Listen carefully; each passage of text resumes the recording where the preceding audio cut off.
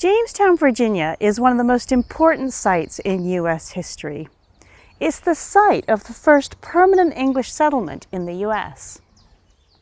The Jamestown Rediscovery Group have been working there for a number of years, and they called me in to have a look at a particularly interesting burial. The reason why this burial was so interesting is because it's potentially that of Sir George Yeardley, who died in 1627. Now, Sir George Yeardley was one of the early settlers of Jamestown, and he presided over the first representative government known as the Virginia General Assembly. So it's considered to be the birthplace of democracy in what became the United States of America. The condition of the remains looks pretty good, and while working with ancient DNA is notoriously difficult, we have managed to extract DNA from the remains that we can work with.